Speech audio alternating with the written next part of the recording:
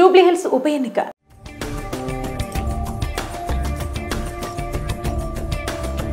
తెలంగాణలో ఉప ఎన్నికలు ఎక్కడ జరిగినా నేనున్నానంటూ ముందుకు వచ్చి పోటీ చేస్తుంటారు కేఏ పాల్. ఇప్పటికే గతంలో అనేక ఉప ఎన్నికల్లో పోటీ చేసి పరాజయం పాలైన సంగతి తెలిసిందే.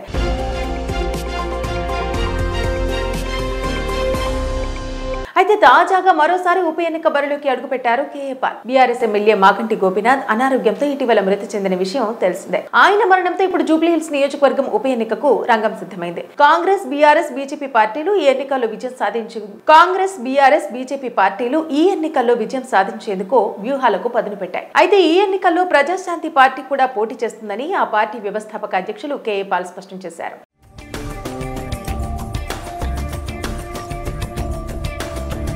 ఈ మేరకు ఆయన మాట్లాడుతూ తనను పోటీ చేయమని నియోజకవర్గ ప్రజలు కోరుతున్నారని కేఏ పాల్ తెలిపారు. ఉప ఎన్నికల్లో విజయం సాధించి నియోజకవర్గాన్ని అన్ని రంగాల్లో అభివృద్ధి చేస్తామని స్పష్టం చేశారు. అన్ని వర్గాల ప్రజలకు అండగా ఉంటానంటూ వెల్లడించారు. ఈ సందర్భంగా నియోజకవర్గ ప్రజలు ప్రజాశాంతి పార్టీని గెలిపిస్తే నియోజకవర్గంలో చేపట్టబోయే అభివృద్ధి కార్యక్రమాలకు సంబంధించిన మేనిఫెస్టోను విడుదల చేశారు. ఆ మేనిఫెస్టోలోని అంశాలను ఒకసారి చూస్తే మొదటిగా నియోజకవర్గంలో ఉన్న వారందరికీ ఉచిత విద్య, అలాగే కవులు, కళాకారులు, సాహితీవేత్తలు, మేధావులు, సంఘ సంస్కర్తలకు సముచిత స్థానం. ప్రజాశాంతి పార్టీని కల్పించిన 100 రోజుల్లో జూబ్లీ హిల్స్ పరిధిలో రిజిస్ట్రేషన్ చేసుకున్న ప్రతి ఒక్క నిరుద్యోగికి ఉద్యోగావకాశం, జూబ్లీ హిల్స్ పరిధిలోని విలేకరులు రిజిస్ట్రేషన్ చేసుకున్న వారికి సంవత్సరంలోనే డబుల్ బెడ్రూమ్ ఉచితంగా కట్టించి పెట్టాం. జూబ్లీ హిల్స్ స్లమ్ ఏరియాల్లో నీళ్లు, రవాణా, ఆరోగ్యం సదుపాయాలు అందుబాటులోకి తేవడంతో పాటు స్కిల్ డెవలప్మెంట్ సెంటర్లు ఏర్పాటు.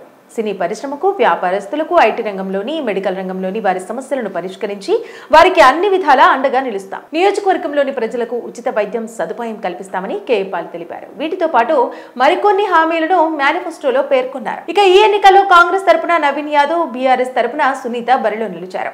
బీజేపీ అభ్యర్థి ఇంకా ఖరారవ్వలేదు. బీజేపీ అభ్యర్థి కూడా ఖరారైన తర్వాత ఒక్కసారిగా రాజకీయం వేడెక్కే అవకాశం ఉంది. నవంబర్ 11వ తేదీన ఈ నియోజకవర్గానికి ఉప ఎన్నిక జరగనుంది.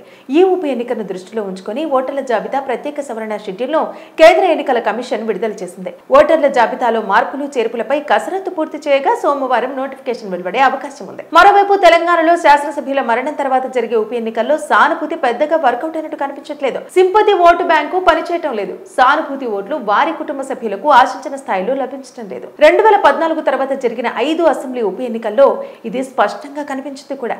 5 సార్లు ఉప ఎన్నికలు జరిగితే 4 సార్లు మరణించిన ఎమ్మెల్యే కుటుంబ సభ్యులు ఓటమి పాలయ్యారు. ఈ క్రమంలోనే ఈసారి ఏం జరగనుందనే చర్చ నడుస్తోంది. జూబ్లీ హిల్స్ ఉప ఎన్నిక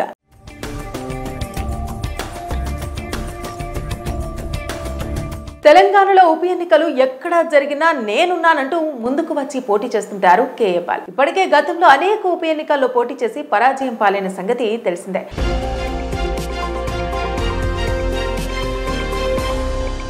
అయితే తాజాగా మరోసారి ఉప ఎన్నిక బరిలోకి అడుగుపెట్టారు KA Paul. BRS MLA Maganti Gopinath అనారోగ్యంతో ఇటీవల మృతి చెందిన విషయం తెలిసిందే. ఆయన మరణంతో ఇప్పుడు జూబ్లీ హిల్స్ నియోజకవర్గం ఉప ఎన్నికకు రంగం సిద్ధమైంది. కాంగ్రెస్, బీఆర్ఎస్, బీజేపీ పార్టీలు ఈ ఎన్నికల్లో విజయం సాధించేందుకు వ్యూహాలకు పదును పెట్టాయి. అయితే ఈ ఎన్నికల్లో ప్రజాశాంతి పార్టీ కూడా పోటీ చేస్తుందని ఆ పార్టీ వ్యవస్థాపక అధ్యక్షులు కేఏ పాల్ స్పష్టం చేశారు.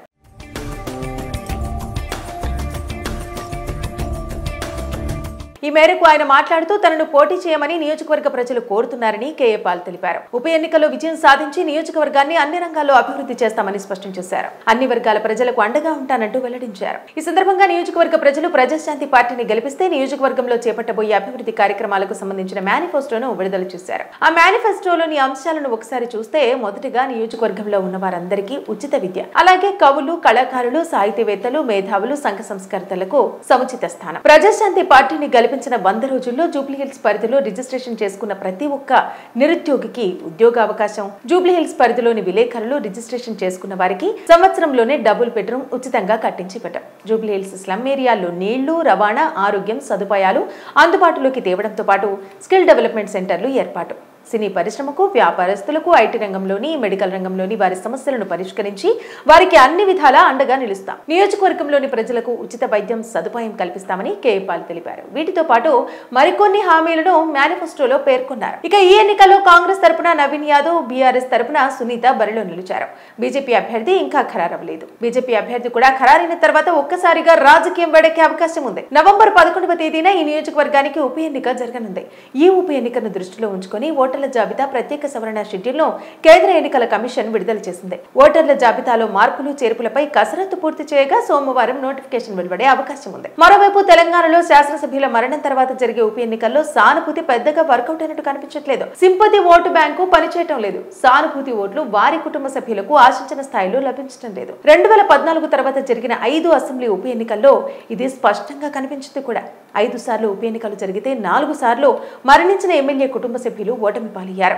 ఈ క్రమంలోనే ఈసారి ఏం జరగనుందనే చర్చ నడుస్తోంది. జూబ్లీహిల్స్ ఉప ఎన్నిక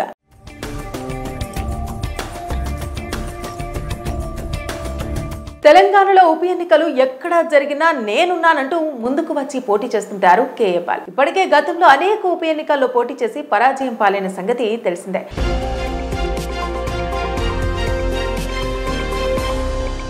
అయితే తాజాగా మరోసారి ఉప ఎన్నిక బరిలోకి అడుగుపెట్టారు KA Paul. BRS MLA Maganti Gopinath అనారోగ్యంతో ఇటీవల మృతి చెందిన విషయం తెలిసిందే. ఆయన మరణంతో ఇప్పుడు జూబ్లీహిల్స్ నియోజకవర్గం ఉప ఎన్నికకు రంగం సిద్ధమైంది. కాంగ్రెస్, బీఆర్ఎస్, బీజేపీ పార్టీలు ఈ ఎన్నికల్లో విజయం సాధించేందుకు వ్యూహాలకు పదును పెట్టాయి. అయితే ఈ ఎన్నికల్లో ప్రజాశాంతి పార్టీ కూడా పోటీ చేస్తుందని ఆ పార్టీ వ్యవస్థాపక అధ్యక్షులు కేఏ పాల్ స్పష్టం చేశారు.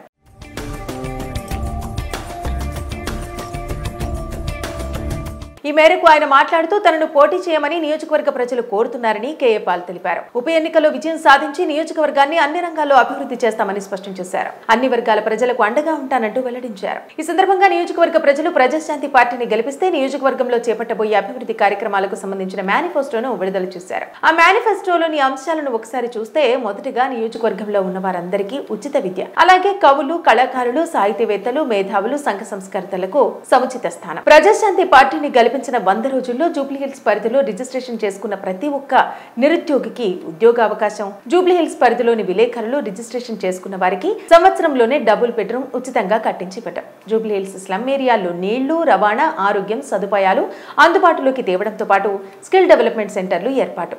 సినీ పరిశ్రమకు, వ్యాపారస్తులకు, ఐటీ రంగంలోని, మెడికల్ రంగంలోని వారి సమస్యలను పరిష్కరించి వారికి అన్ని విధాలా అండగా నిలుస్తాం. నియోజకవర్గంలోని ప్రజలకు ఉచిత వైద్యం సదుపాయం కల్పిస్తామని కేఏ పాల్ తెలిపారు. వీటితో పాటు మరికొన్ని హామీలను మేనిఫెస్టోలో పేర్కొన్నారు. ఇక ఈ ఎన్నికల్లో కాంగ్రెస్ తరపున నవీన్ యాదవ్, బీఆర్ఎస్ తరపున సునీత బరిలో నిలిచారు.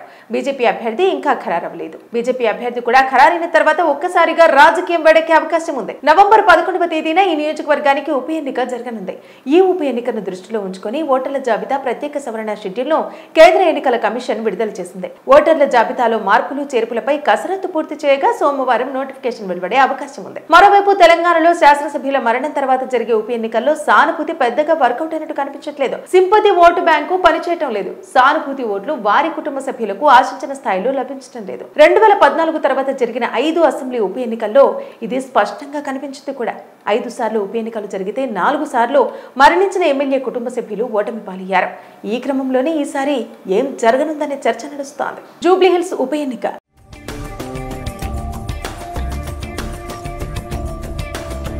తెలంగాణలో ఉప ఎన్నికలు ఎక్కడ జరిగినా నేనున్నానంటూ ముందుకు వచ్చి పోటీ చేస్తుంటారు కేఏ పాల్. ఇప్పటికే గతంలో అనేక ఉప ఎన్నికల్లో పోటీ చేసి పరాజయం పాలైన సంగతి తెలిసిందే.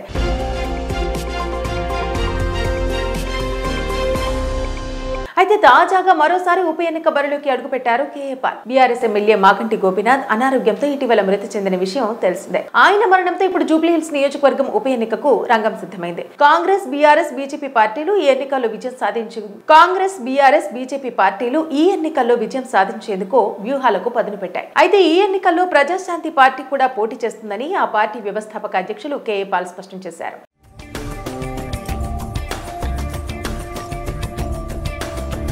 ఈ మేరకు ఆయన మాట్లాడుతూ తనను పోటీ చేయమని నియోజకవర్గ ప్రజలు కోరుతున్నారని కేఏ పాల్ తెలిపారు. ఉప ఎన్నికల్లో విజయం సాధించి నియోజకవర్గాన్ని అన్ని రంగాల్లో అభివృద్ధి చేస్తామని స్పష్టం చేశారు. అన్ని వర్గాల ప్రజలకు అండగా ఉంటానంటూ వెల్లడించారు. ఈ సందర్భంగా నియోజకవర్గ ప్రజలు ప్రజాశాంతి పార్టీని గెలిపిస్తే నియోజకవర్గంలో చేపట్టబోయే అభివృద్ధి కార్యక్రమాలకు సంబంధించిన మేనిఫెస్టోను విడుదల చేశారు. ఆ మేనిఫెస్టోలోని అంశాలను ఒకసారి చూస్తే మొదటిగా నియోజకవర్గంలో ఉన్న వారందరికీ ఉచిత విద్య, అలాగే కవులు, కళాకారులు, సాహితీవేత్తలు, మేధావులు, సంఘ సంస్కర్తలకు సముచిత స్థానం. ప్రజాశాంతి పార్టీని గెలిపించిన 100 రోజుల్లో జూబ్లీహిల్స్ పరిధిలో రిజిస్ట్రేషన్ చేసుకున్న ప్రతి ఒక్క నిరుద్యోగికి ఉద్యోగావకాశం, జూబ్లీహిల్స్ పరిధిలోని విలేకరులు రిజిస్ట్రేషన్ చేసుకున్న వారికి సంవత్సరంలోనే డబుల్ బెడ్రూమ్ ఉచితంగా కట్టించి పెట్టాం. జూబ్లీహిల్స్ స్లమ్ ఏరియాల్లో నీళ్లు, రవాణా, ఆరోగ్యం సదుపాయాలు అందుబాటులోకి తేవడంతో పాటు స్కిల్ డెవలప్మెంట్ సెంటర్లు ఏర్పాటు.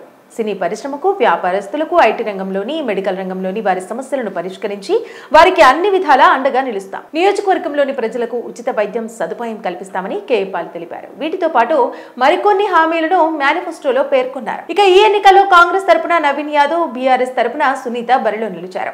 బీజేపీ అభ్యర్థి ఇంకా ఖరారవ్వలేదు. బీజేపీ అభ్యర్థి కూడా ఖరారైన తర్వాత ఒక్కసారిగా రాజకీయం వేడెక్కే అవకాశం ఉంది. నవంబర్ 11వ తేదీన ఈ నియోజకవర్గానికి ఉప ఎన్నిక జరగనుంది.